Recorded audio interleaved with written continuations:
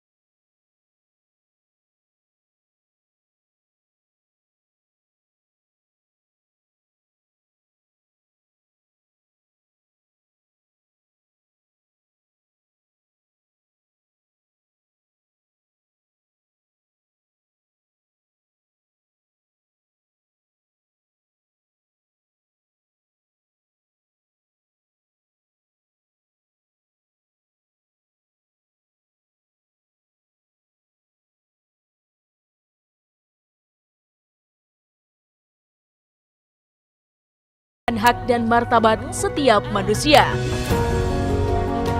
Kami mengundang Anda untuk menyimak seluruh rangkaian kegiatan ini melalui kanal resmi PBNU, televisi Nahdlatul Ulama.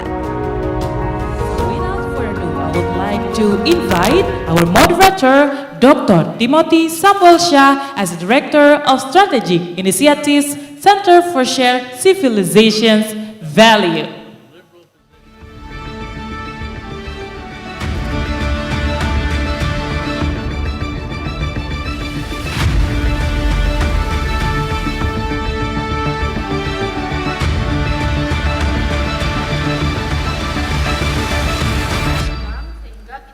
Good morning, distinguished guests, distinguished friends of Indonesia. A warm good morning. Selamat siang also to our Indonesian participants. We're delighted to be having this discussion about what values we need to develop to ensure peaceful coexistence and why. I am Dr. Timothy Shah, Director of Strategic Initiatives for the Center for Shared Civilizational Values, and I'm proud to say that the Center for Shared Civilizational Values serves as the permanent secretariat for the R20. Perhaps, as you can guess from my clothing and also from my beautiful wife, Rebecca, I'm a proud son of India, and maybe you can guess from my accent that I am also proud of my American background, but you may not know that I'm equally proud, and I'm delighted to say this on this occasion, to be a proud friend of the Republic of Indonesia, a proud friend of Nahdlatul Ulama, a proud friend of the humanitarian Islam movement, and if I may say so, a loyal disciple of Gus Yahya, Kiai Haji Yahya Khalil Stakuf. And it is a great privilege to be working alongside Kiai Haji Yahya Khalil Stakuf and his leadership and his efforts, his vision to build a movement for shared moral and spiritual values through the R20 Summit. As you've already heard, the theme of our plenary session now, plenary session 5, is what values do we need to develop to ensure peaceful coexistence and why? I suspect those of us who are married know that unless they develop certain new values that they did not have before they were married, it will not be possible to enjoy peaceful coexistence in one's marriage.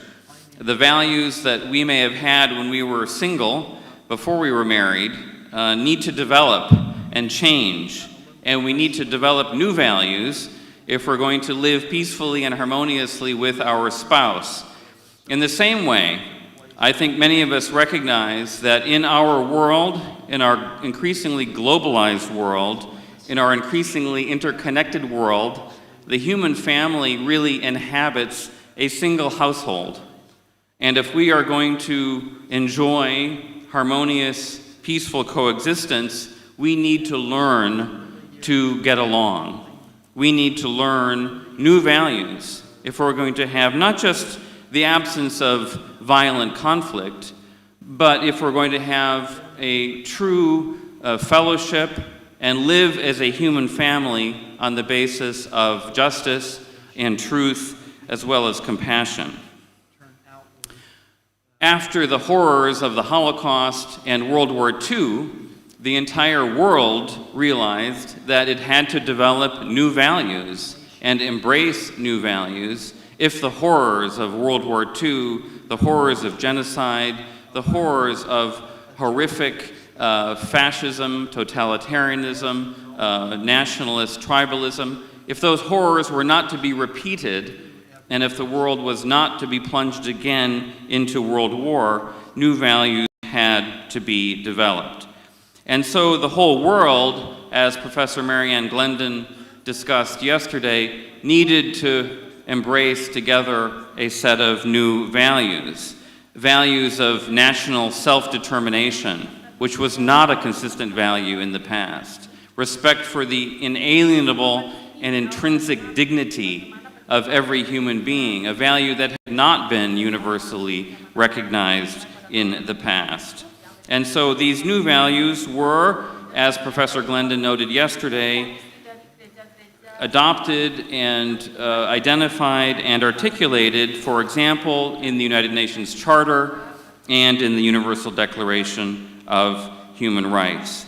But today, 75 years later, we are conscious that we need a new effort, a new push to gather all of the world's cultures and religions and civilizations into a common endeavor to identify and embrace those values without which we will not be able to live in peace as a single human family. In some sense, this is not a matter of inventing entirely new values, but this may be a matter of building on old values, developing and nurturing and articulating old values in new ways in order to enjoy peaceful coexistence. The Church, the Roman Catholic Church, of which I am a follower, articulated this very beautifully in its document Dignitatis Humanae in 1965 at the end of the Second Vatican Council. The Council said that in articulating its teaching on religious liberty, it was drawing on the sacred tradition and doctrine of the Church, and I quote, "the treasury out of which the Church continually brings forth new things that are in harmony with the things that are old." New things that are in harmony with the things that are old. So in a sense, our question is, what are the new things that we need to bring out of our respective religious, moral, and civilizational traditions that are in harmony with the things that are old, but also necessary in order to live peacefully and harmoniously and on the basis of justice in our new and very dynamic and challenging global environment. Without further ado, I'm delighted to introduce and welcome the members of our panel, and I'd like to ask them to come join me on the stage, who will be addressing the questions that I've just been raising and articulating. So without further ado, I'd like to invite the Reverend Dr. Thomas Johnson to come forward, the Most Venerable Kotapitiye Rahula Thera, Marcela Szymanski, Dr. Peter Berkowitz, and the Reverend Paolo Benanti. And as they come forward, I will introduce each of them, and I will introduce them in turn immediately before they deliver their remarks. So let's please give them a warm welcome. I'm delighted that these extraordinary panelists, scholars, and leaders represent a kaleidoscopic and beautiful diversity in terms of religious tradition, cultural background, as well as national background. And I'm delighted that our first speaker will be a very, very close friend and ally in the building of the movement for shared civilizational values. Indeed, the Reverend Dr. Thomas K. Johnson, who is our first speaker, is a great friend, one of the greatest friends, I would say, of Indonesia and the Humanitarian Islam movement and the Center for Shared Civilizational Values that we have anywhere outside of Indonesia. The Reverend Johnson serves as Special Envoy to the Vatican and Special Envoy for Engaging Humanitarian Islam at the World Evangelical Alliance. And let me just point out that the World Evangelical Alliance represents over 600 million Protestant Christians in 143 countries worldwide. A widely published author on theology, ethics, and human rights, Reverend Johnson also serves as Senior Theological Advisor to the World Evangelical Alliance, and significantly, he's also the co-chair of a joint working group that Humanitarian Islam, the Humanitarian Islam movement of Nahdlatul Ulama, established formally with the World Evangelical Alliance in 2020. Among his many, many books is a significant recent book in which he explores possible lines of collaboration and commonality and partnership between the humanitarian Islam movement of Nahdlatul and the World Evangelical Alliance, and that book is entitled Humanitarian Islam, Evangelical Christianity, and the Clash of Civilizations, a new partnership for peace and religious freedom, published by the World Evangelical Alliance Theological Commission. And let me just say one more thing, which is that Reverend Johnson, an evangelical theologian, has literally spent thousands of hours studying carefully the documents of Nahdlatul and the humanitarian Islam movement. And he has come away from that very deep study with a remarkable understanding of and respect for the great humanitarian Islam movement of Nahdlatul. And his personal study was the basis for the partnership that subsequently ensued.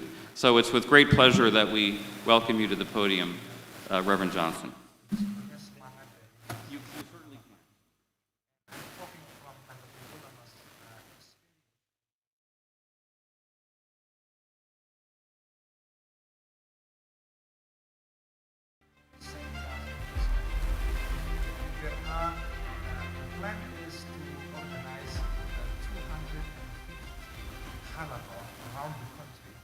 Hello? Yes.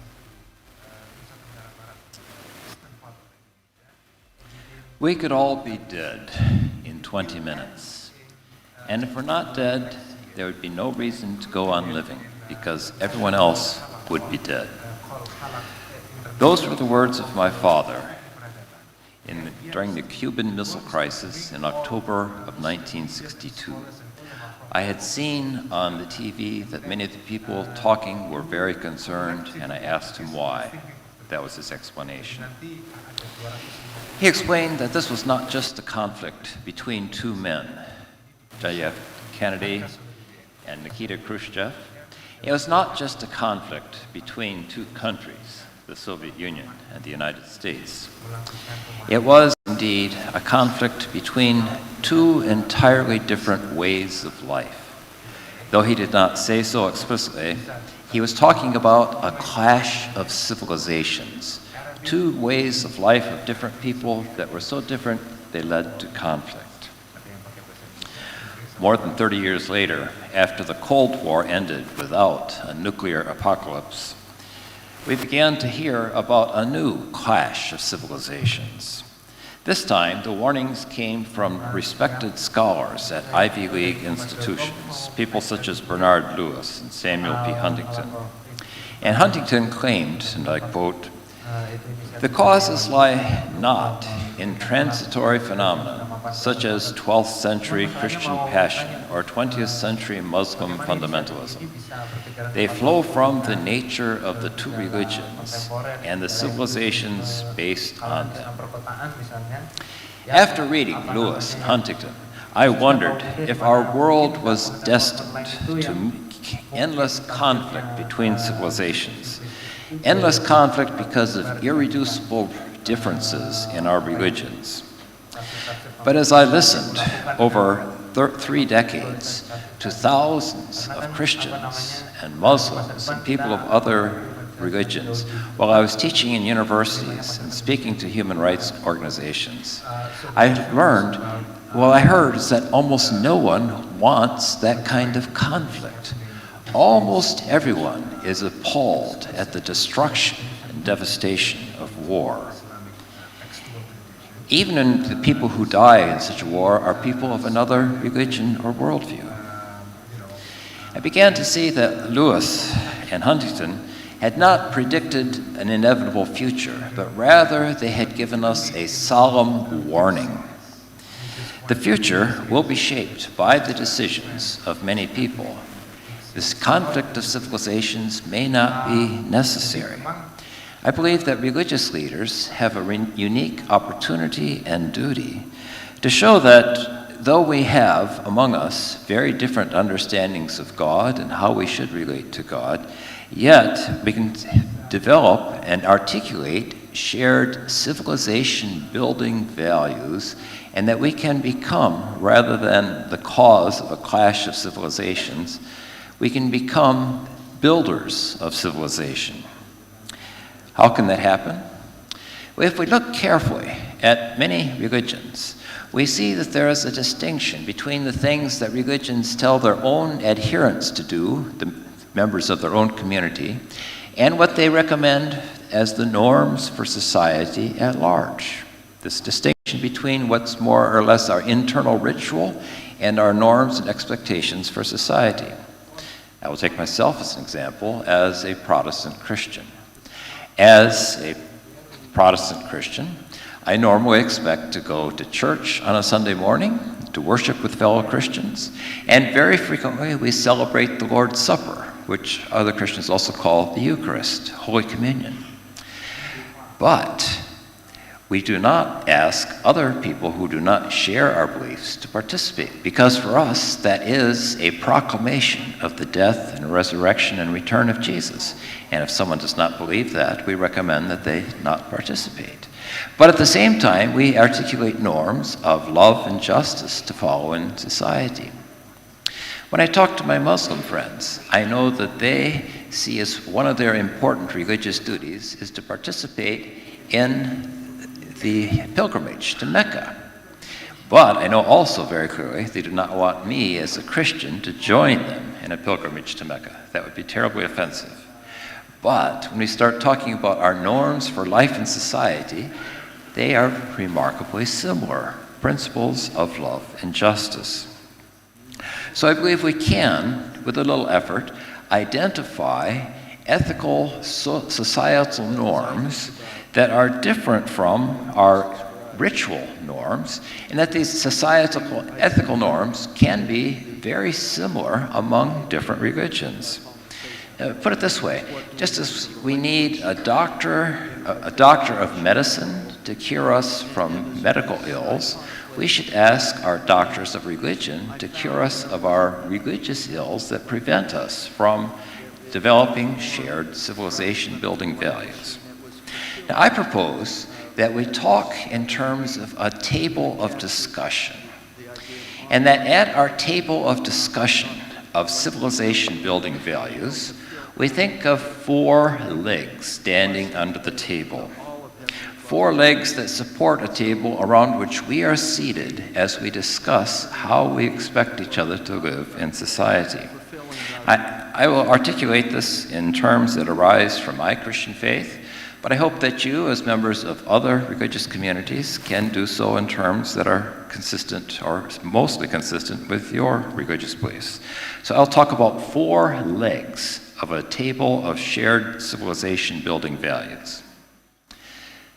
The first leg of that table is what I call the universal law of humanity.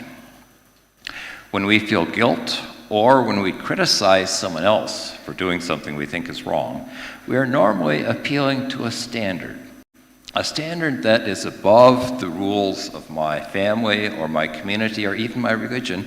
We are usually appealing to a law that we think all people will know, a law of humanity. Within Christianity, we traditionally called this the natural moral law. But I'm suggesting that in our multi-religious societies today, we call this the law of humanity.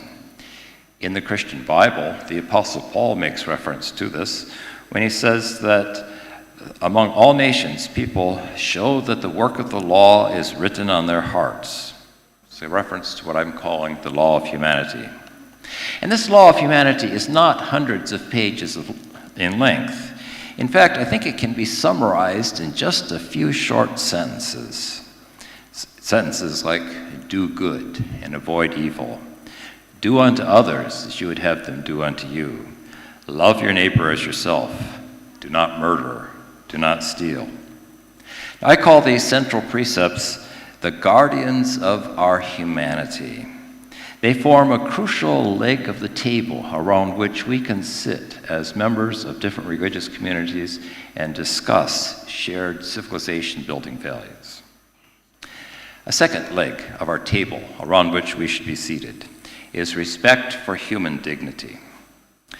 The ancient psalmist asked God, "What is mankind that you are mindful of them, or human beings that you care for them?" He received from God and gives us this answer, You have made them a little lower than the angels and crowned them with glory and honor. Now, as a Christian, I believe that human dignity is a gift from God, given to all people. That dignity is what, in fact, makes religion possible, I think, since, as far as I know, only humans practice religion. And we sense that human dignity whenever we talk to another person. We sense that they are radically different from everything else in the universe. This was the beginning, the foundation for the several human rights movements that started about 75 years ago after World War II. It was in reaction to the horrendous wars and atrocities of the first half of the 20th century. Now, in our time, human rights discussions have sometimes been politicized, people from different political movements. However, that politicizing of human dignity and human rights is only possible because of something real that is behind it and below it, the reality of human dignity that I believe is a gift from God. That should be one of the legs of our table of shared values. A third leg is protecting foundational human goods. Scholars from both Islam and Christianity have identified several basic human goods that civilizations need to value and protect in order for the civilization to flourish. For example, the Sunni jurists Imam al-Ghazali and Imam al-Shatibi described 5 basic human goods. They listed faith, life, progeny, reason, and property. Then these goods should be protected by laws and moral norms. Now, they were, I believe, interacting with the Christian scholar Thomas Aquinas, who lived in between the two Muslim scholars I quoted. He described 5 foundational goods as life, procreation, social life, knowledge, and rational conduct. Now, if you place those two lists next to each other on the paper, they look a little different because the terminology is different. But when you look closely at the content of what they meant, they're very, very similar. That means that we have, at least among Muslims and Christians, 2 parallel, mature descriptions of foundational human goods that should be protected by civil law and by religious norms. This is really important, and that forms a leg for our table of shared civilization building values. The fourth leg, I would suggest, has different names among different peoples. We can call it the practice of virtue, or nobility of character, or the fruit of the Spirit. To respect our neighbors, to follow the law of humanity, to protect basic fragile human goods, we need to be the right kind of people. Each person, every one of us, has to transition from our childish destructiveness toward becoming our best selves, toward practicing our God-given dignity. Within Christianity, we talk about putting on the fruit of the Spirit, exhibited by such qualities as love, patience, kindness, gentleness, and self-control. Some of my Muslim friends talk about learning nobility of character.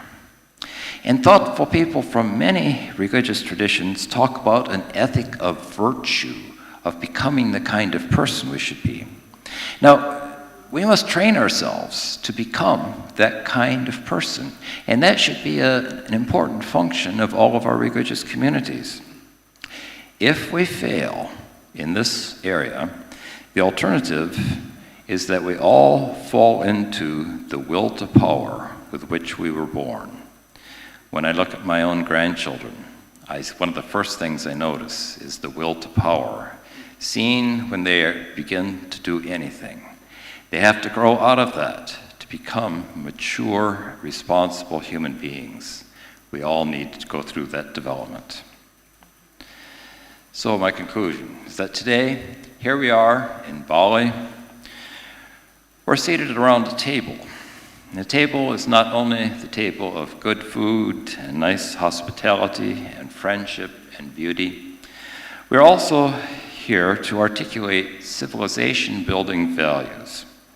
Now, I will not be bothered if someone says, well, you talked about 4 legs of the table, we need to add number 5. Or if someone says, you talked about these 5 human goods, and we need to talk about maybe a number 6, that there's one more human good that we should protect. That will not bother me. But I believe we have to take on the challenge that lies before us. We have to honestly sit together and talk about the values that will make our civilizations flourish. And the alternative is a clash of civilizations, and the clash of civilizations could end in an apocalypse. So, will we gather together around the table and talk about how we should live, or will we merely fight in a way that's worse than animals? Thank you.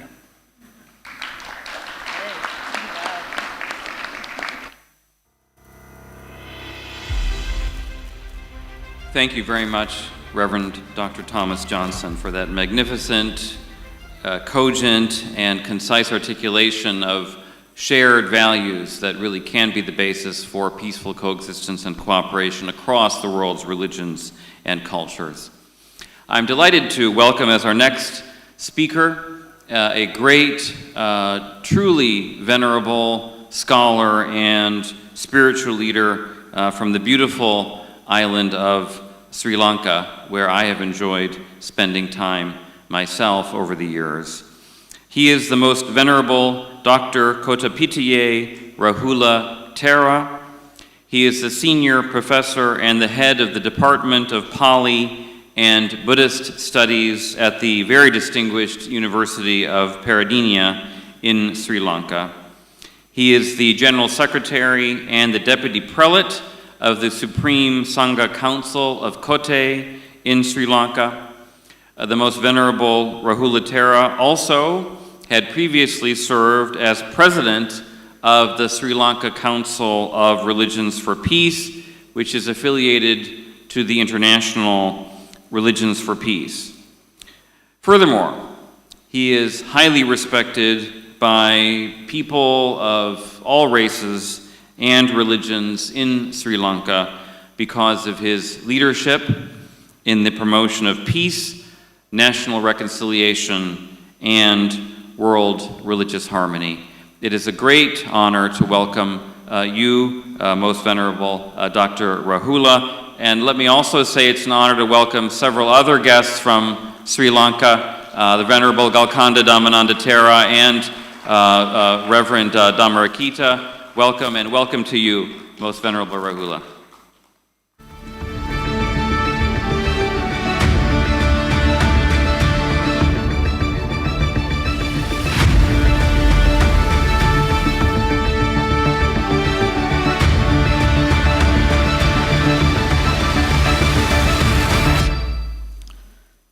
Thank you very much, Professor Timothy Shah.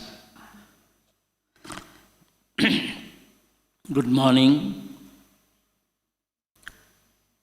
Selamat pagi. Namo Buddhaya. Assalamu alaikum.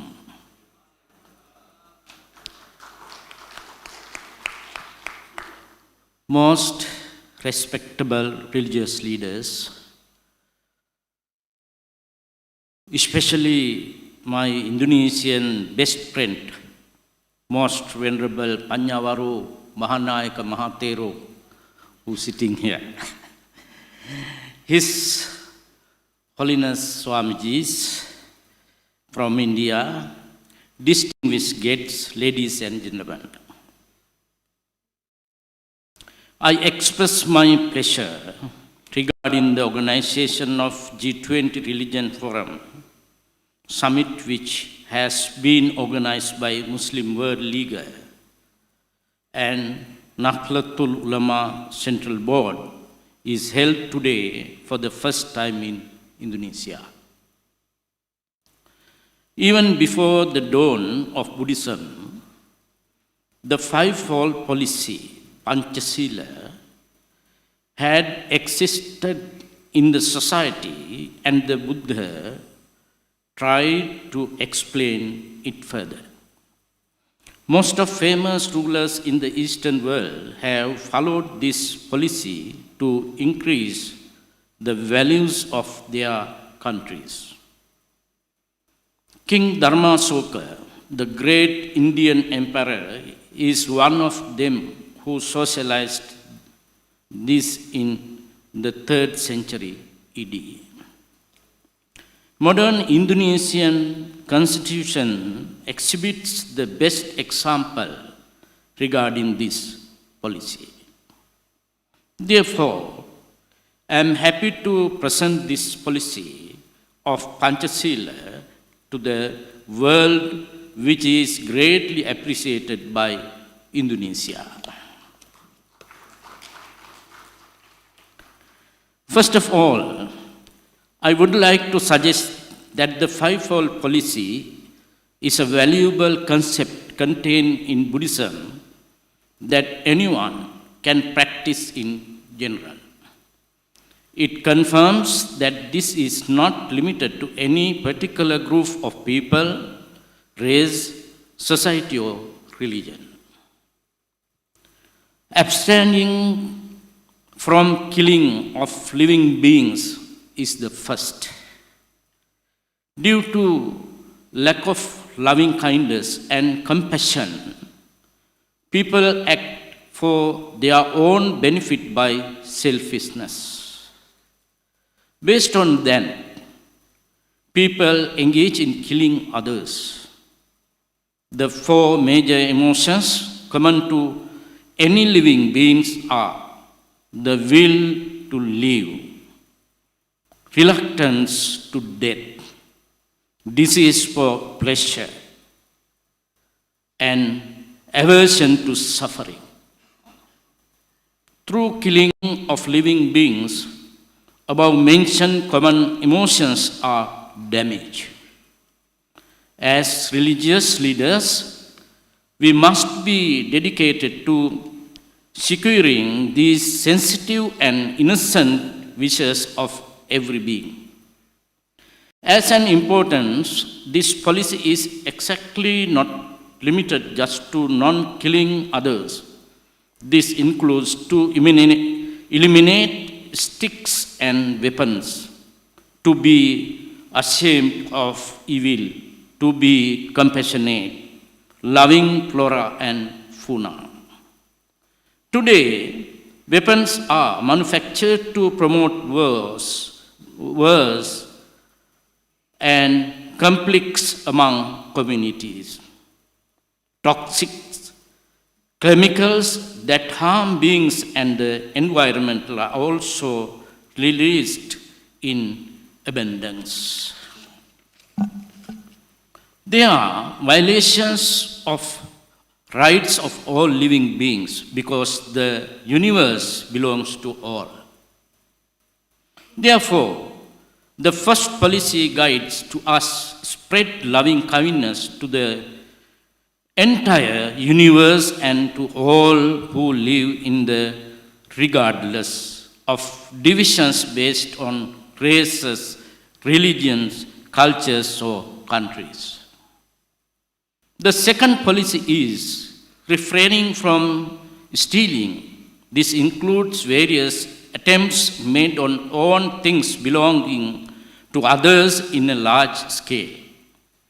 The destruction of other people's material resources, civilizations, cultures, or concepts is also an extension of stealing. Acquiring local resources in poor countries through various tactics stands out among them, as well as invasion of countries is also directed towards stealing. He who owns that belongs to others does not live forever. There is only temporary enjoyment in it. Therefore, this universal reality of temporality should be understood. We can then create a world for others to live without fear and doubt. The third policy is to abstain from wrong conduct with regard to sensual objects. If the resources valuable for the fulfillment of human needs are used to harass being or the environment or narrow desires from personal to the global level, it is a misuse. Since medicines are to heal people, it is a misuse. If they are used to make people sick, today a measure of modern science and technology can be observed since they are mostly used to harm all living beings. The Buddha's ideal thought is worth mentioning here, as all individuals or environment should not be harmed, even the remnants should not be harmful objects to others. Moreover, misbehavior in action, speaking and writing have also affected violation of rights of others through sexual misconduct. Many conflicts have been created in personal and family lives. Rape, child abuse, and social diseases have also become rampant. Therefore, this third policy should be put into practice to seek solutions for above problems by building a society that respects ethics and morality. The fourth fact is abstaining from false speech. Detachment from the misbehavior associated with this leads to social welfare. Actually, reliability is the best of relatives. In order to live without fear and doubt, trustworthiness must be where we live, as well as in association with others. It is based on being truthful and honest. This foundation collapses through falsehood. Therefore, this has a very negative effect on society, from the individual to whole world. On the other hand, the false speech has a potential to turn an innocent man into a murderer. That is why the Buddha stated that there is no crime that is a liar cannot commit. With the advancement of communication, mainly through social media, lying is rampantly spreading. With this, we should be wise not to accept anything without proper evidence, because it can lead to conflict among each other. The fifth is the abstinence from the use of alcohol and drugs that change the natural state of man. In the past, people used them to certain limit. Many countries are in serious trouble to do turning these into businesses and mafias. There is a growth in many crimes due to the addiction of young lives to drugs. Through using them, non-communicable diseases also have increased at an alarming proportion. Considering them, this is a trigger for many antisocial offenses. Therefore, this is a threat to health. morality, wealth, and welfare of the mankind. According to my point of view, this will be a serious issue in the future if everyone does not reject this as an ethical acceptance. According to Buddhist theory, for virtues of trustworthy morality, generosity, and wisdom are important to maintain happiness and harmony among the world's different races, religions, cultures, and societies. Building trust in each other helps to live without fear and doubt. The morality is crucial for a just and law-abiding society. One should be generous to respect the opinions of others without thinking that only one's own opinion is correct. The practice of wisdom must always be directed towards acting interreligionally in this modern complex world. The above fivefold policy would be helpful in developing these qualities. Therefore, I believe it is very worthwhile to socialize this to build a better world. It is a pleasure for me to come to a country like Indonesia, which is nourished by this Panchasila concept, to address you representing all religious leaders. May all the beings be happy and healthy. Sabbe satta bhavantu sukhitatta. Terima kasih.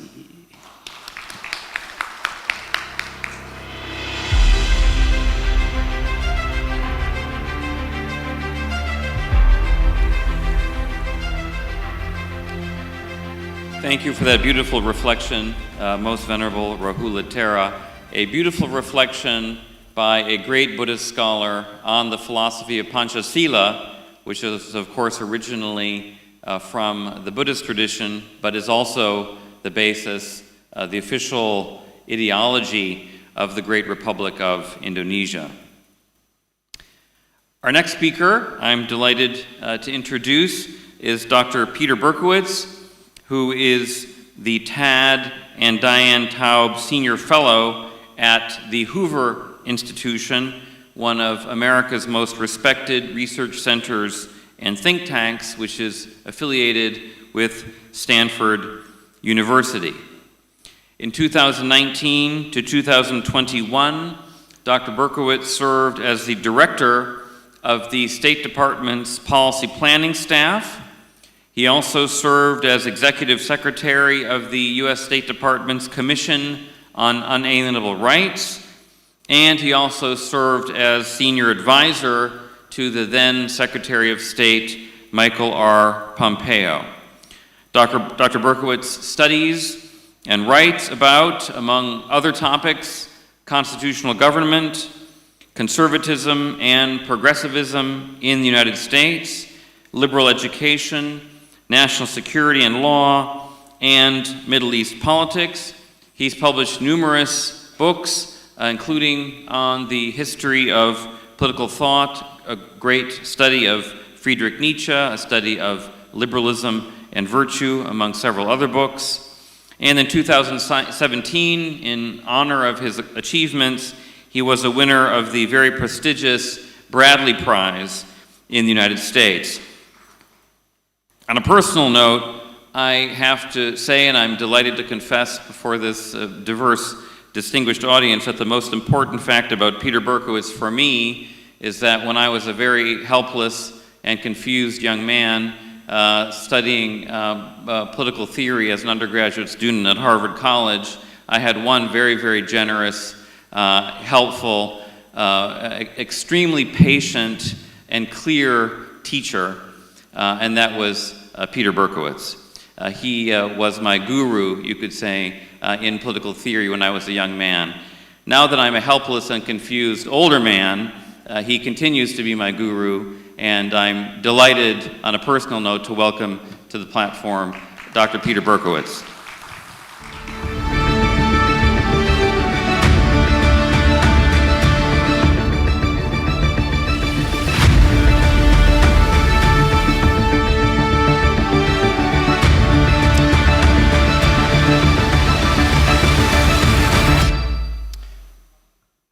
Thank you very much, Tim. It's great to be here with you.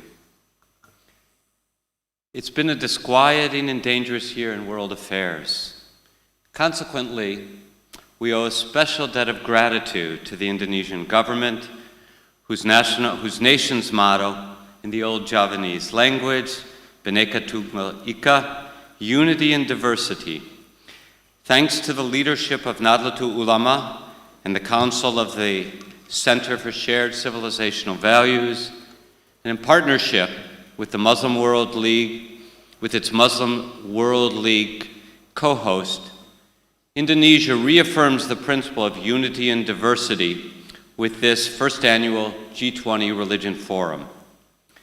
By inviting to Bali, this place abounding in natural beauty and warm and kind people, citizens from around the globe and representing a variety of faiths to explore religion and our shared humanity, this forum takes a stand against the forces that would divide us into warring tribes. It inspires confidence that we can fortify unity by a better understanding the marvelous diversity of peoples and nations, and that we can honor diversity by more fully grasping the enduring principles that make unity among peoples and nations possible and desirable. In 1948, the UN General Assembly approved the Universal Declaration of Human Rights. Since then, human rights, the rights inherent in all human beings, have become the international language for discussing human dignity, the freedoms that belong to all individuals, and the irreducible responsibilities of citizens and governments. The UDHR presents religious liberty as a fundamental freedom. The first article states that, I quote, all human beings are born free and equal in dignity and rights. Article 2 provides that no one shall be deprived because of religion, quote, the rights and freedoms set forth in the Declaration. And Article 18 affirms that, quote, everyone has the right to freedom of thought, conscience, and religion. This right includes freedom to change his religion or belief, and freedom, either alone or in community with others in public or in private, to manifest his religion or belief in teaching, practice, worship, and observance. The UCHR does not ground human rights in religious faith or theological doctrine. However, by recognizing religious liberty as a basic right and fundamental freedom, the UDHR fosters respect for faith and the diversity of forms that it takes. But all is not well with the state of human rights, and not only in countries that reconceive them as collective imperatives and flagrantly violate them. In the United States and in other rights-protecting democracies, ideas have grown in popularity that erode understanding of and dedication to human rights, including the right of religious freedom. Some critics on the left contend that universal claims about Western civilization and liberal democracy provide cover for colonialism and imperialism. Critics on the right maintain that universal rights claims serve as a pretext for imposing progressive political preferences at home and abroad. Both sets of critics make the same mistake. They refuse to distinguish between universal principles and the abuses to which those principles are subject. Meanwhile, nationalism attracts keen interest in the United States and in other liberal democracies. This is legitimate and in some respects welcome. The UDHR supposes the peoples of the world will organize themselves into independent nation states, that nation states serve human dignity, but by allowing individuals united by a shared history and sense of political destiny to pursue distinctive visions of the common good, and that nation states rightly give priority to their citizens' security, freedom, and prosperity. But we mustn't forget the temptations that nation states face. They are vulnerable to supposing that their unique traditions confer special privileges and prerogatives, giving them authority to repress dissenters at home and impose their dominions on other peoples. To enable nation states to respect human dignity in its multifarious expressions, we must preserve the domain between government and the individual. In civil society, That means families, neighborhoods, houses of worship, and all manner of voluntary associations. People learn to enjoy the blessings of community, care for their needs and those of others, advance shared interests, and cooperate on behalf of the common good. At the same time, we must remain attentive to that which endures above governments and the individual. Universal human rights principles both limit and obligate the state. In recent years, disparagement of universal principles and confusion about the reach of nationalism have widened the partisan divide within liberal democracies. Under the influence of both, fellow citizens inclined to view one another as adversaries rather than partners in a common enterprise. Acrimonious discourse becomes a way of life. Tribalism, according to which one's highest loyalty is to one's social and political group, gains ground. This poses a mounting threat to that unity within diversity on which not only liberal democracy depends, but also a world order that respects the sovereignty of nations and the universal rights of individuals. Observations such as these impelled then U.S. Secretary of State Mike Pompeo in the summer of 2019 to create the Commission on Unalienable Rights.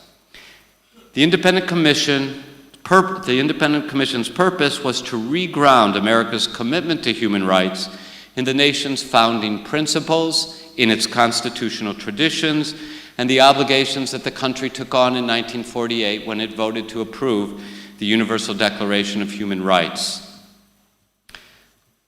The 11 commissioners included members of the Jewish, Christian, Muslim, and Mormon faiths, Democrats, Republicans, and independents, professors of law, philosophy, comparative literature, African and African American studies, and sociology, Jewish and Muslim clergy, government officials, and activists. We disagreed about many matters, but we were united in the conviction that human rights were central to the American constitutional tradition, a source of political cohesiveness and national strength, an integral part of a responsible foreign policy, and the common property of mankind. We hope that our report would prove useful, not only to Secretary Pompeo, State Department colleagues, and fellow citizens in America, but also to friends and partners around the world. Beyond providing insight into America's distinctive rights tradition, we wanted to invite other peoples and nations to undertake a re-examination of their traditions as we had of ours. We were confident that they too would find moral, philosophical, and religious resources to affirm the dignity of individuals and the rights human beings share. The Commission operated in the spirit of Jacques Maritain, the eminent French Catholic philosopher. He wrote an introduction, as Marianne Glendon mentioned yesterday, to a 1948 UNESCO volume, it was called Human Rights, Comments and Interpretations. It featured essays from around the world. On the basis of those essays, Maritain affirmed that it was possible to secure agreement across borders and cultures on a small set of human rights. But, he emphasized, it was to be expected that the agreement would be reached by a multiplicity of routes. Peoples and nations would reason from within their own distinctive cultures and traditions to arrive at a common core of universal principles. The Universal Declaration of Human Rights holds that, quote, that human rights should be protected by the rule of law, but the UDHR is not itself intended as the statement of formal legal principles. Rather, it presents, and I quote from the preamble, a common standard of achievement for all peoples and all nations. Individuals and societies, the UDHR urges, shall strive by teaching and education to promote respect for these rights and freedoms. Let us then, gathered here in Bali for the first annual G20 Religion Forum, carry forward the work of cultivating respect for human rights through teaching and education. Inspired by Indonesia's national motto of University within Diversity, let us cherish our own traditions while reaching outward to the principles that reflect our shared humanity. Next year marks the 75th anniversary of the publication of UNESCO's report on the possibility and desirability of international agreement on human rights. It also marks the anniversary of the UN's approval of the Universal Declaration of Human Rights. Today, amid resurgent threats to a world order that is grounded in respect for independent nation states and dedication to universal human rights, these anniversaries provide an excellent occasion to convene another group of thinkers representing the world's many and varied regions and faiths. They should write a new round of essays. By drawing on their distinctive traditions, contributors can vindicate anew the essential human dignity and these basic rights and fundamental freedoms through which peoples and nations can bring politics better in line with justice. Thank you.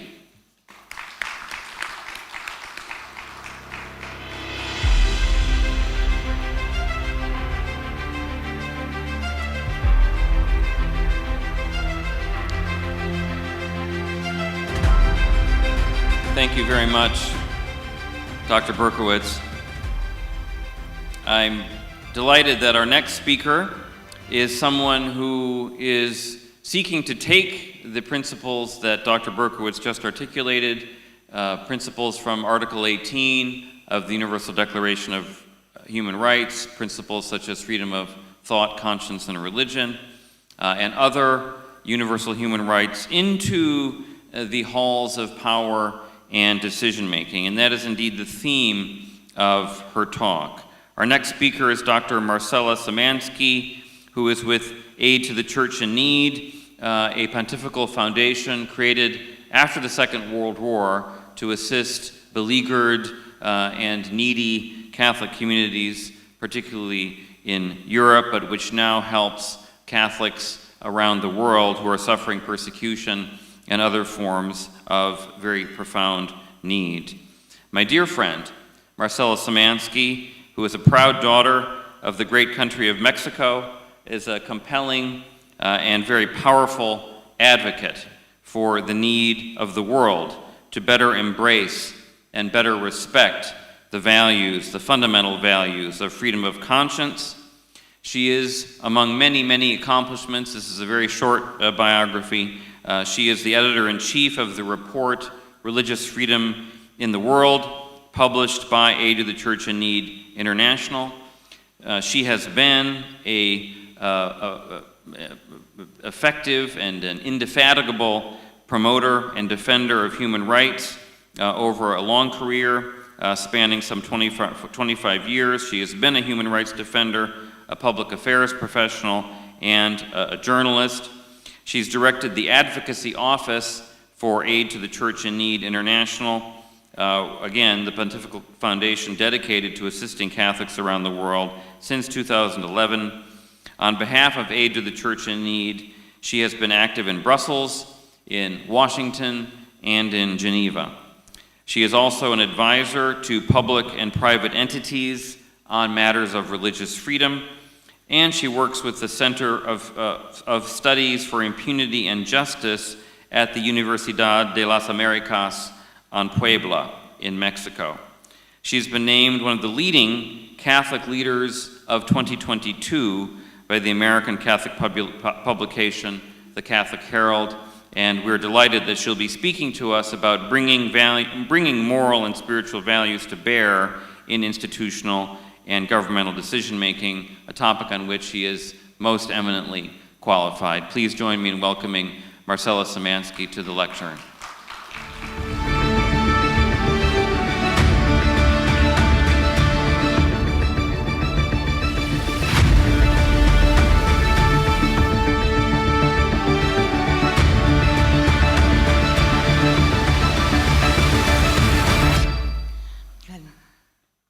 Dear brothers and sisters, I have been put the question of how to bring moral and spiritual values to bear in institutional and governmental decision-making.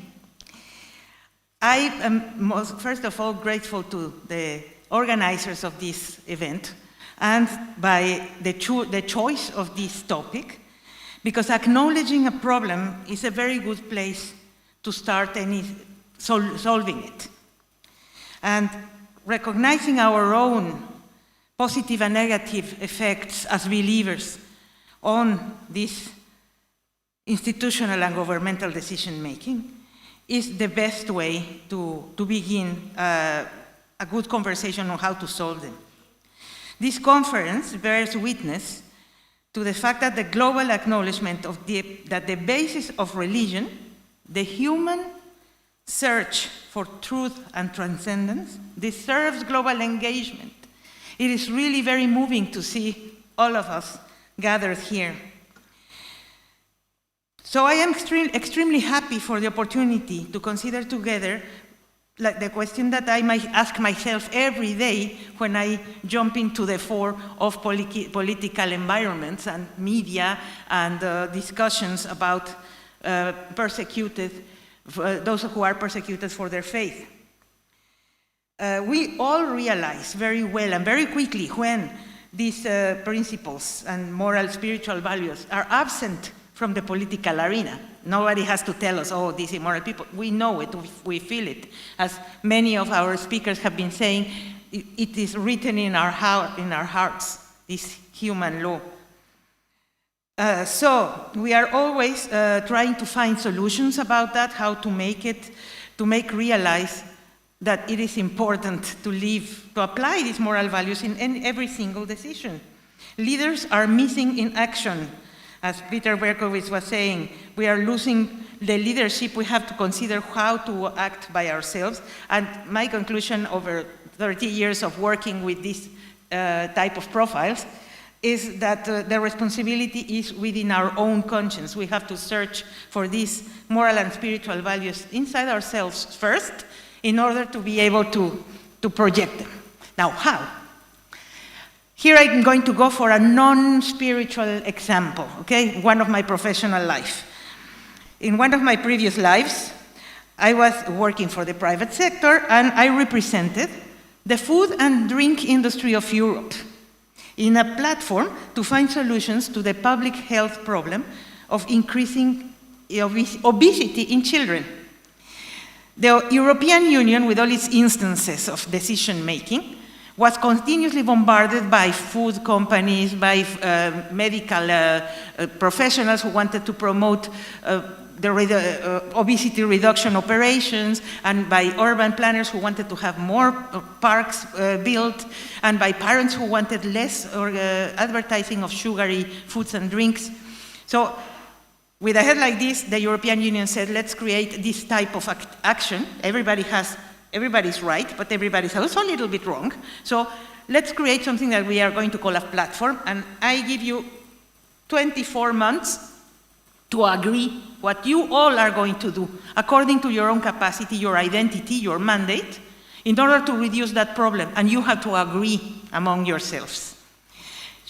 I mean, everybody wanted to blame another one, but it was not possible. It was clear that everybody had to do its best possible effort to find the best possible solution without becoming something else, without becoming some diluted form of that company or of that profession or of that group. So we have been hearing over these 2 days this concern also, how to have a dialogue, how to have a balanced relationship without being unfaithful or loyal to ourselves. So with this in mind, with this non-religious case puts us in front of the dilemma of how to have our civilizational values together without diluting our own faith or without our own belief. I looked at the things that we can bring to that table that Reverend Johnson was mentioning. And I also came with 4 little things that we can bring to that table, and that is going to be our homework for next year. because we have to have been progressing on those elements in order to say, okay, this was worth our time and effort, also to thank the organizers in a concrete manner. So, if you read the news today, you must be depressed or a little bit unhappy. Huh? The rough situation of our world is undeniable. The tsunami of bad news, of sadness, of destruction is coming to us whether we want it or not. So we have to be ready from inside ourselves to give a response and keep providing these civilizational values and be as human and as good, as better as we can be. So, 4 things. Number 1, we believe, all of us, in the paramount importance of helping the less fortunate, the most vulnerable. There is absolutely every philosophy that we have been discussing here, looking for the meaning of life, of the suffering, of the death of our beloved. And we are all shocked by avariciousness, by greed, and then comforted by generosity when we hear so many of these stories. We know that the generosity makes the difference. Who among us is not completely heartbroken when seeing the photo of a child who just lost his mother drowned in the Mediterranean or murdered in some village in Africa by machetes? I have to, and Bishop Kuka and so many other of us, we have to see every single day because when we are working with the persecuted communities. So this compassion has to be one of the elements that we are going to cultivate in order to make this world a better one. Then, second element, we all believe in the power of prayer. Yes, we do. Some people call it meditation or good vibes. But those of us who summon every day the courage to jump again into that dark pool of the world are somehow sure that our prayers give us energy, that our prayers can change things. And this implies something that even the most atheist can agree at some point, that we actually believe that we are more than flesh and bones. We actually believe that that energy survives us. And we believe, as we say, in the endless life of the soul, the eternal life of the soul. And this belief is what gives meaning to us continuing day after day after day. And that's what reflects our energy and our envy to continue fighting for something that people tell us also every day that it's not worth it, that nobody cares about it, that somebody said it 10 years ago and it still doesn't work. Doesn't matter. We believe that the power of prayer will bring us forth. We pray for each other, we work for each other, and we know that it is going to be a better world. The third element is that we believe in the benefits of fasting. All of us, also, we heard from the most venerable, for everybody, we believe in the power of abstention, abstaining, the benefits of postponing a comfort, to learn to, not only to become slimmer, but also to bring us closer to the higher power, to the higher form of ourselves, and therefore be able to go faster, go further, continue. So this is something else that we have to share and we have to continue cultivating. And the fourth is that we are also fortified in our humanity and convictions when we are proud of our faith. We should not hide it. We should live it together, individually, in public, in private, celebrate, hold our rituals, invite the others, participate. That really makes us more and more human, and company multiplies the joy and divides the sadness. Let us be proud of our faith and invite each other to these celebrations to support one another. So these 4 elements as homework for our next year. Exercise generosity individually and collectively, spontaneously and in an organized structure. Heal one wound at a time, because otherwise we really become very nervous when we are working in this human rights defense. It can be very hard. Pray, meditate, share the strength of inner peace with one another. Pray for one another. Do it often, and if possible, do it all day. Make our day a continuous prayer. Postpone pleasures with a purpose and rejoice be proud of your faith, invite and celebrate. And remember, life is hard enough. Refuse to make others suffer in the name of God. Let them be free. And in their freedom, they will choose the goodness that they will have seen in you. Thank you very much.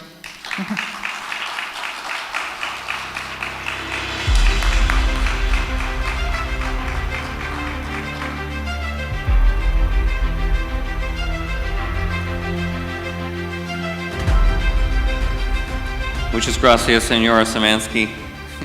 Thank you very much.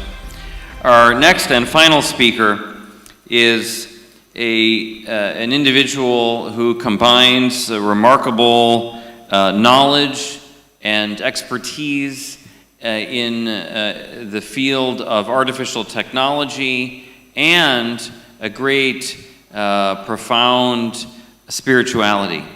And he is seeking to bring spiritual and moral values into a domain that will dramatically shape the human future, and that is the domain of artificial intelligence. Our next speaker is the Reverend Dr. Paolo Benanti, who is a member of the Franciscan Order, the third order of the Franciscan Order. He is a professor in the Pontifical Gregorian University, and his topic is called Algorethics, the timeless values of religion and their irreplaceable contribution to the humane and peaceful development of artificial intelligence. As I said, he is a member of the Franciscan Mendicant Order of Monks, the third order regular of St. Francis. He is obviously a Roman Catholic priest. He is an accomplished theologian, and as I said, he teaches at the Pontifical Gregorian University. He currently serves as advisor to Pope Francis on issues of artificial intelligence and technology ethics. Professor Benanti is also scientific director of a newly established entity called the Renaissance Foundation, spelled with AI in capitals, Renaissance Foundation, which was established in 2021 in order to support anthropological and ethical reflection upon the impact of new technologies on human life. The Renaissance Foundation is located within the Vatican City State and is an integral part of the Pontifical Academy for Life. Reverend Benanti, Father Benanti, welcome. We're delighted to have you.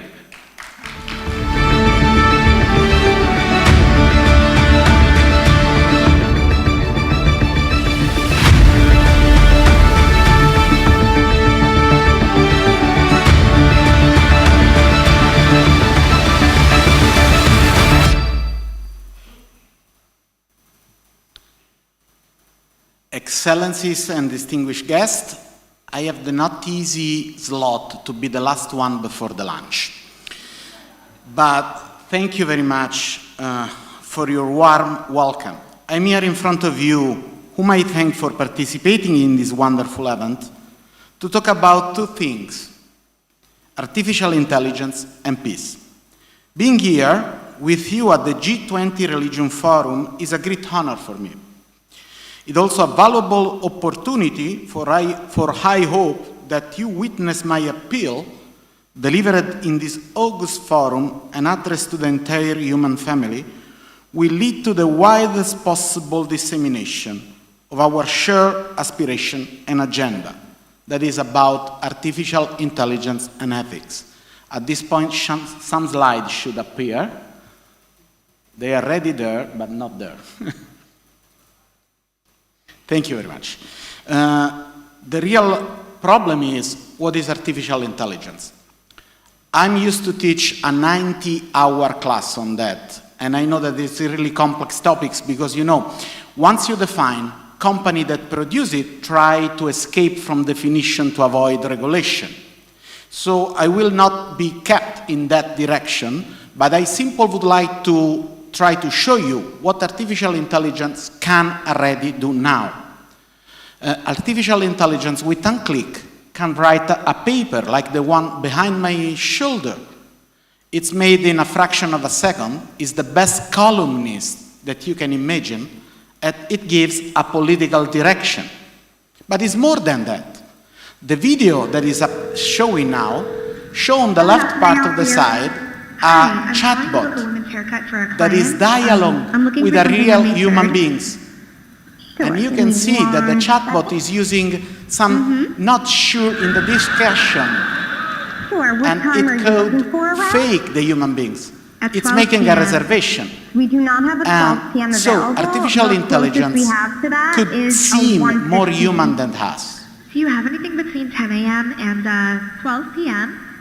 Depending on what service she would like. What service is she looking for? Just a woman's haircut for now? Okay, we have at 10 o'clock. 10 a.m. is fine. Okay, what's her first name? The first name is Lisa.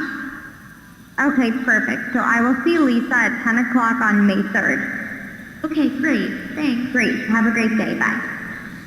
So, but the machine is not just this. There is something more. The actual level of artificial intelligence can produce something that is much more real. I am not Morgan Freeman, and what you see is not real. Well, at least in contemporary terms, it is not. What if I were to tell you that I am not even a human being? Would you believe me? What is your perception of reality? Is it the ability to capture, process, and make sense of the information our senses receive? If you can see, hear, taste, or smell something, does that make it real? Or is it simply the ability to feel? I would like to welcome you to the era of synthetic reality. Now, what do you see? And you can see the machine that is overlapping a fake video and fake voice to a real actor. And the problem is that this ability of faking human beings is not just only that affect unprepared people. Lamoine, a former Google engineer, a believer, a Christian, believed that the chatbot that you saw before has a soul and asked Google to not switch off. It was simple, fire it out. And now the question is, what we can do? We all know that science and technology play a major role in the profound transformation that the world is currently undergoing, particularly in a view of their close connection with the domains of economics and finance. If we subject the role of technology to closer scrutiny, we shall notice that it is affecting and modifying every dimension of the human existence, including social relationship. Today we appreciate the multiple benefits of this transformation. For instance, without technology it will be impossible for us to interact in real time or to enjoy the countless innovation designed and created by the human mind. At the same time, the danger and gray area of technology are more difficult to fathom. For technology is not simply a tool, it's also a weapon. Whether it's beneficial or harmful depends not only on the way we use technology, but on multiple factors that are seldom immediately perceptible. In fact, the devices that we use have become an integral part of the world we inhabit, to the extent that they are practically invisible component of our social environment. Over the past few years, technology has gone through increasingly rapid cycle of development, producing more and more innovation. We have witnessed the digital transformation of technology, the emergence of big data, and an exponential increase of computational power.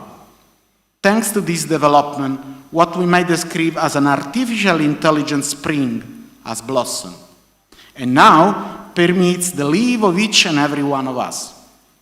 But the innovation produced by artificial intelligence is not an unalloyed blessing. It also has many neutral and even sinister aspects, which, if it's not harnessed and directed for the good of all humanity, may evolve to its profound detriment. In fact, most people are unaware of the operational procedures of artificial intelligence. However, AI, artificial intelligence, is pervasive and ever more present in countless fields such as manufacturing, healthcare, education, nutrition, security, and other realms that shape our daily life. In short, AI is everywhere.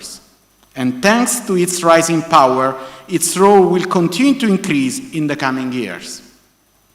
We need to pay close attention to what's happening in this arena, because an enormously valuable tool created by the human intellect can turn out to be a valuable friend, making our life easier.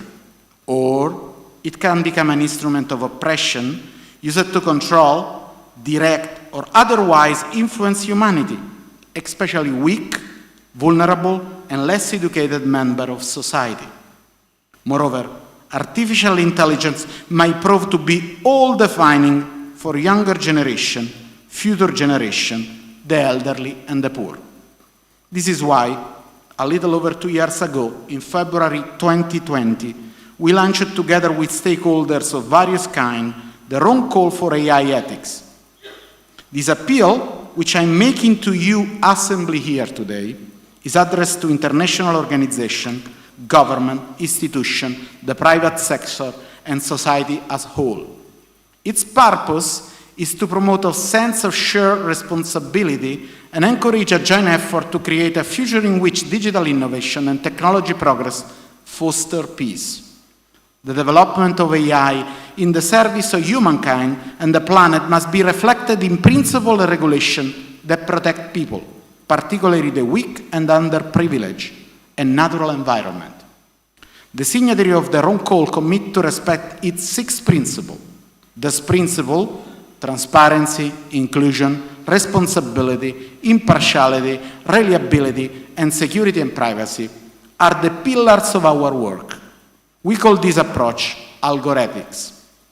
At a time when new technology are constantly multiplying their application in real life, the wrong call for AI ethics urges everyone to say, let us think, let us act consciously, let us consider the consequence of our action. Let's try to ask ourselves, do we really want machine to threaten our dignity, our right to live as free as conscious individual, and the legitimate privacy of our personal life? Do we really want all of us to be profiled unknowingly? And do we welcome the advent of a world in which algorithms make decisions based on ethnicity, gender, and age? Is there really no other solution than entrusting artificial intelligence with decision on job offer, loans, or criminal proceeding? Do we really want to unconditionally trust a machine that can create deep fakes, which are false but extremely realistic images, video and audio files that can swindle, ruin reputation, or undermine trust in democratic decision-making process? Should we allow new technology to threaten freedom of association or speech, as we look upon this development with indifference? Summing it all up in a single question, do we really want AI to undermine the foundation of peace and human dignity? Wouldn't it better to opt for an artificial intelligence that proves useful in managing complexity to everyone's benefits, that help optimize resource management, that yields precious benefits in the field of medicine and healthcare, and in the performance of tasks that are too difficult or dangerous for human beings to undertake? The call I mentioned, the wrong call for AI ethics, it's not aimed to a specific audience that share our religious and cultural tradition. Since its inception, the wrong call has attracted the attention of diverse stakeholders who are really for dialogue in order to build a better world for all. The first signatories of wrong call were Microsoft, IBM, the United Nations Foods and Agriculture Organization, and the Minister for Innovation of the Italian government, that with Monsignor Paglia for Pontifical Academy of Life signed together the agreement. These stakeholders have diverse interests, However, each of them is willing to embrace its share of responsibility and commit to turn the Coles principle into the decisive aspect of their activities. Among the many interlocutors we had asked so far, I want to mention institutions of higher education, places of knowledge that train future generations, and the other religion with which we are engaged in dialogue. There are many people of goodwill throughout the world devoted to the welfare of humanity at large. I really believe, that Air 20 emerged from such as an impulse and a view of gathering as an opportunity to initiate new dialogues among the diverse peoples, culture, and religion of the world, founded upon mutual respect and shared values. We know that religions play a crucial role in shaping society, where the human beings stand at the center of development goals, both conceptually and practically.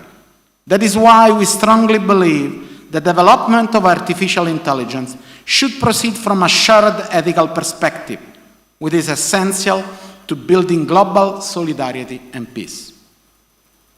Religious adherents constitute a majority of people living on the earth. We can make a decisive difference. We can be the primary advocates of and joint contributors to the emergence of a world truly blessed with peace. Peace among us, by developing a shared language based upon timeless values that are religious values. Peace with machine, avoiding a radical conflict between Homo sapiens, ourselves, and this newborn machina sapiens. And peace with the immense diversity of living species that dwell upon this earth, by developing and employing innovative technology that respect the environment in which we live and which we share with so many other life forms. My hope is to launch a movement that will act as a catalyst by favoring an encounter among different perspectives and proposing an open space for dialogue to help us grasp the immense impact that the digital transformation is having on the whole world. My hope is that a global discussion of this topic may lead to concrete outcomes while favoring communication among, at times, competing stakeholders. But the world does not stop, not should we. The Ron Cole saw the light of day just 2 years ago and is already scanning new horizons. The first horizon concerns sustainability. Our planet, as Pope Francis says, is the common home of the entire human family. The close interdependence that exists between human beings and their social and physical environment is more and more evident. If artificial intelligence is to be present everywhere in our lives, then its development and deployment should not occur without considering this bond.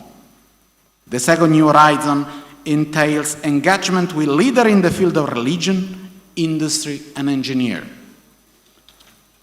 Religion, by its very nature, aspires to peace. If it can open itself to engagement and dialogue, as all of you here today have done, it will find much common ground with those who desire change and aspire to a future of shared peace. Only by working together in pursuit of a common goal, participating in shared reflection and identifying shared solution, may we leverage our combined influence and thereby shape the development of artificial intelligence in such a way that it benefits our entire planet.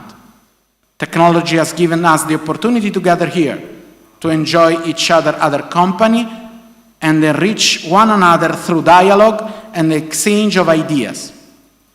Let us leverage the opportunity offered by R20 as best as we can, so that productive avenues for dialogue and the emergence of a movement for peace and human dignity will multiply.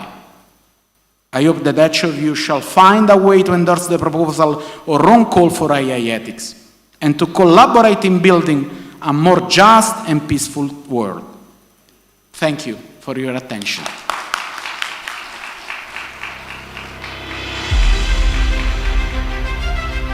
let me just thank our tremendous panel. We heard not generalities, not platitudes, but we heard very specific, concrete ideas concerning what values and what practices we can put in motion together as we continue to build a movement for shared moral and spiritual values. And as the R20 moves from Indonesia to India, to Brazil, to South Africa. So I'm delighted and would ask you to join me in thanking our tremendous panel for what they had to share. Thank you very much. All right. Thank you very much, moderator and also our speakers. Now we have the token of appreciations. I would like to invite Kiai Haji Zulfa Mustafa to deliver the token of appreciations. All right, for all the speakers, you may come forward. All right. One more time, ladies and gentlemen, we give a big round of applause to our moderator and also our speakers.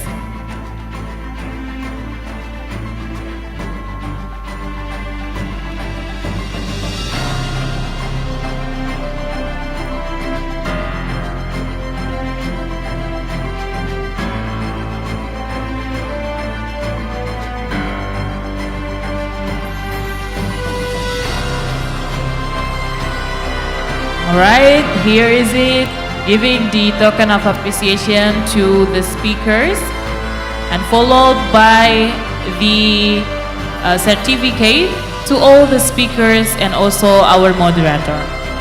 And also I would like to invite Ambassador Zuhairi Misrawi as Ambassador Indonesia to Tunisia to deliver the certificate.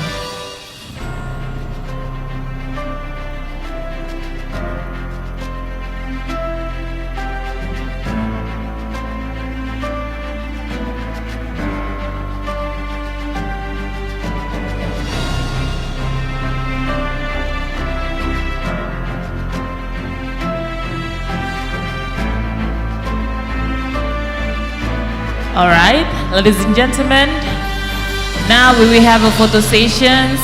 We have Kiai Haji Zulfa Mustafa and also Kiai Haji Zuhairi Misrawi, Ambassador Indonesia to Tunisia. Ladies and gentlemen, give a big round of applause to the plenary session 5.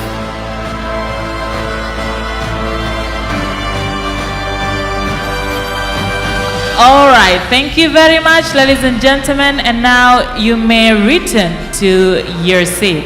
Ladies and gentlemen, for your information that tonight we will have the farewell dinner. So for all of you, we will provide a shuttle at 6:30 to 7. For those of you, we invite you to join us to the farewell dinner tonight.